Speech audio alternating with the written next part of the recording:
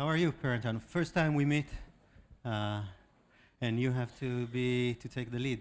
So Yeah, we met 5 minutes ago, in fact, so Th- that's more certain than we thought. tell us about yourself. What? No, I don't think myself is very interesting. I believe that we are all here to think together, and Cecilia said it all. So my pleasure to be here, and I think you are also pleased to be there. Thank you. Whenever and whatever Cecilia asks me to do, I'm just coming, and only then asking the question. She said uncertainty, so. So I think that one of the good things about this session is that we can try to break the consensus. It's hard to believe that in a country like Israel we had such a consensus during the day that AI is good for education. At least there is one point that you seem all to agree on, and maybe we will disagree with this.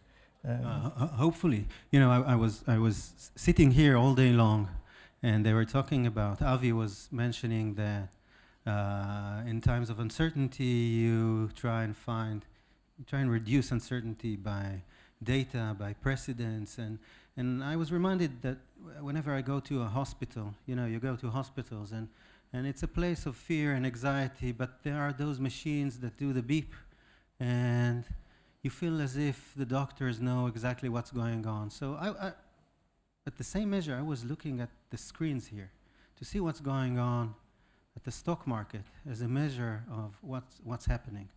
So we had a crazy night in Israel and in the US, and it's all green there, climbing up. Whenever there were sirens, it went up. I was looking at this and I said, oh my God, data is now not a good thing to understand what's going on.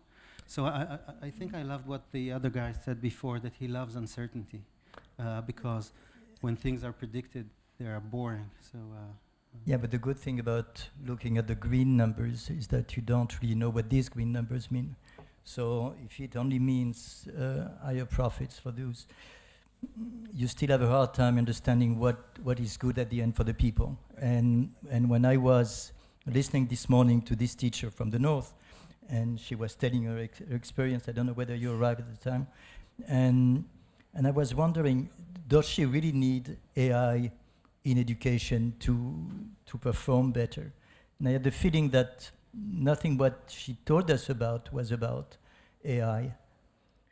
Yeah, but if you take a historic perspective on this, 30 years ago, when the previous revolution, internet and so forth was just arriving, the new wave, sometimes it's comforting to look at the previous revolution as if the next one will be the same. So the guys at the OECD invited everyone on board, and they said, in a short while, everything will change.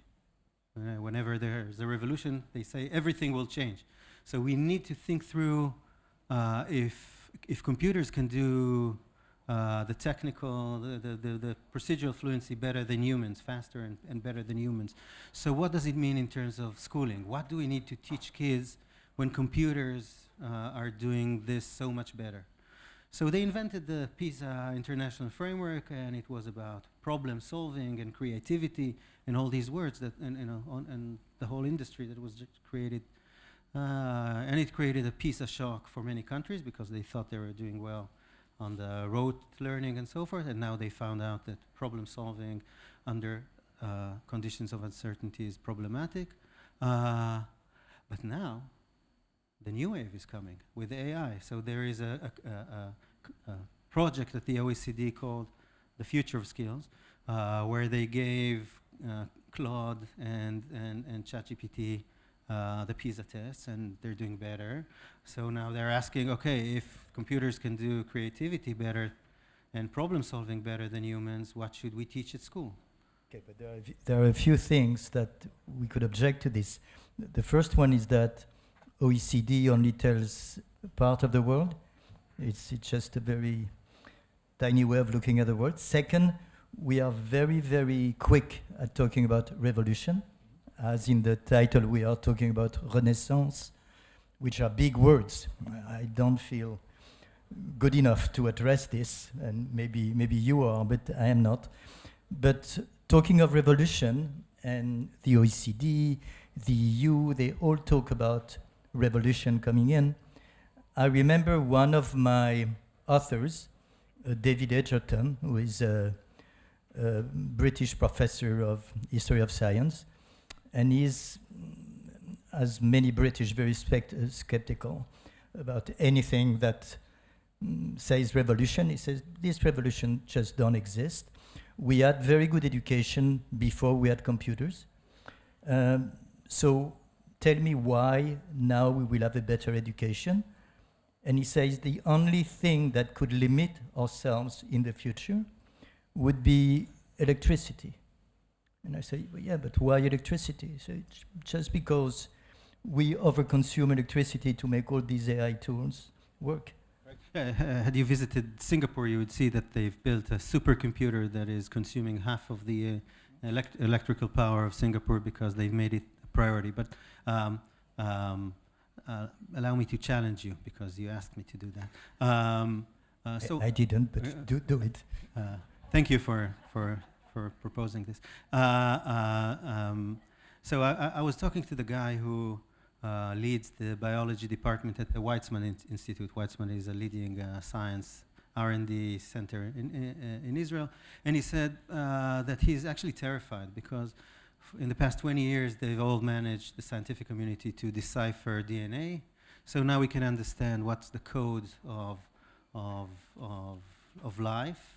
And we can do it, it's not 0 and 1, it's 4-digit, but and they can reproduce some code lines and implant it into a biological feature, and the biological creature would then go back into evolution and improve itself through the years. And now with AI, they don't need to come back to the biological creature, because when AI can learn by itself and create by itself and learn from the environment, the AI can evolve in a way to create evolution in the way life has been happening. So they are able to create life that can create itself. Isn't that a revolution? A huge one? Will it make our lives better? Doesn't matter. Maybe worse. Maybe we are not. Yeah. Is so that the purpose? I don't know. For all revolutionaries, they still, I think they believe when they make a revolution that they will bring a better world, which they not always do. But there are some hope that some change will be for something positive. And you mentioned the world of hospitals, and when you started, you said, when I go to the hospital and I see all these machines, and I feel that someone behind is in control of this, and in a way we feel safer, we feel more secure. I have some mixed feeling when I enter an hospital. I try not to go often, but the main feeling is that time takes a different meaning, that time is different.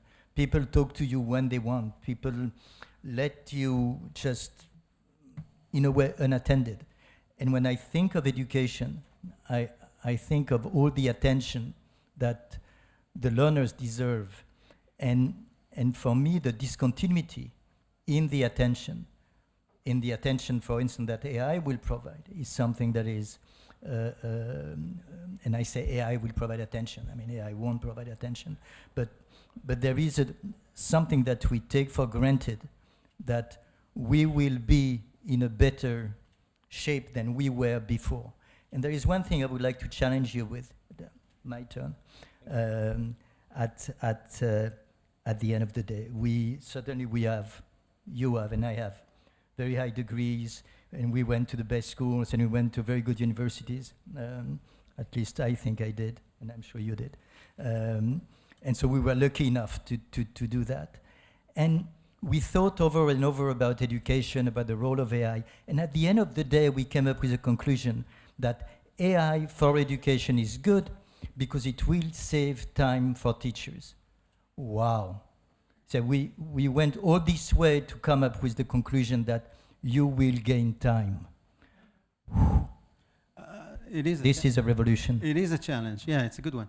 I might have attended a good school, but never was a good student. So Okay.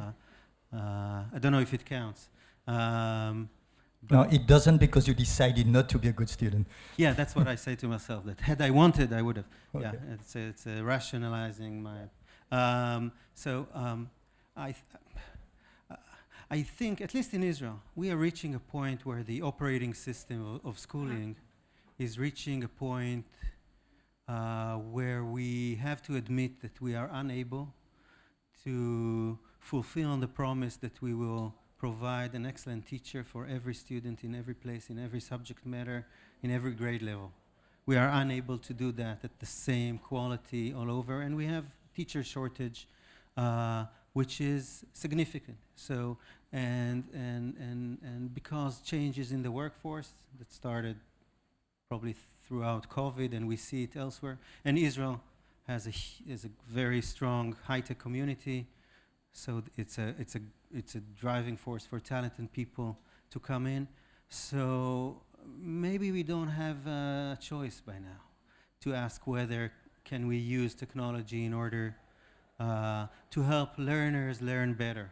I don't know if the answer is teachers or mentors or in all subject matters, but I can share with you that my third daughter, she went to a pre-army course in one of the intelligence units. And they had a pre-army course, and she told me how it works. She's alone with a computer, and she gets all these tasks that are highly demanding. She has no idea how to do that, but she has an option to ask for help. And 99% of the time, the avatar on the help side, on the help desk, is answering an acronym in Hebrew saying Aleph Mem Taf, 3 letters. At mesugelet tistadri. You are able, you can do it by yourself. So maybe there's room for new pedagogy as well. I think it's a good thing. Just one comment, and then you have the floor. But you were mentioning Avatar, and we were listening this morning to the head of Microsoft R&D, and he was talking very proudly of the achievements of ChatGPT, that he got 60% for the MBA and the CPA and all of this. And he was talking so kindly of this. I thought I would say the same of my son, of my daughters, when they come back home with a good grade. And I never question why they need grades in the first time. But it reminded me of another avatar. It happened that on my flight to Israel, I read some pages of a book called Émile by Rousseau, the French philosopher. And Émile, in a way, was the first avatar created by Rousseau to talk about education. So when you think of avatar, you not necessarily think of a machine, of AI, of messages that are sent, but also of human brains consuming 20 watts that can also make a difference. It's a good way to end with Rousseau, who sent his child to an orphanage. You're right. Yeah, sorry. I have a question. As an educator, we see student ability and knowledge decrease year after year. I saw there was an article in The Atlantic this year about how major college professors are finding their students never read one whole book in advanced high schools. I don't know if did you see that article? An article in The Atlantic. Students haven't read a full book throughout their entire high school careers anymore.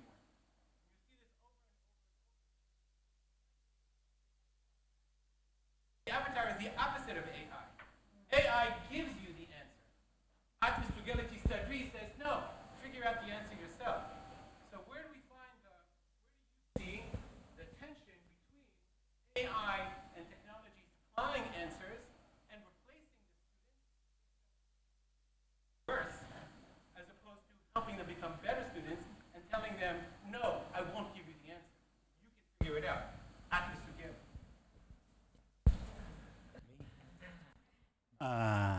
then me. And then you. I think professors at universities always complain about their students.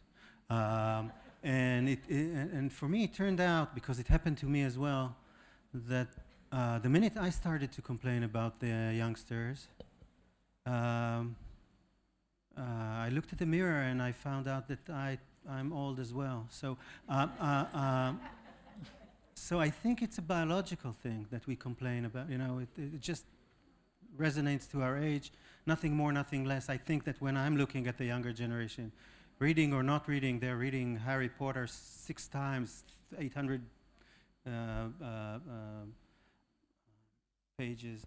I don't know. I think they're much better than us. At least my kids are much better. And just a quick complementary answer to this.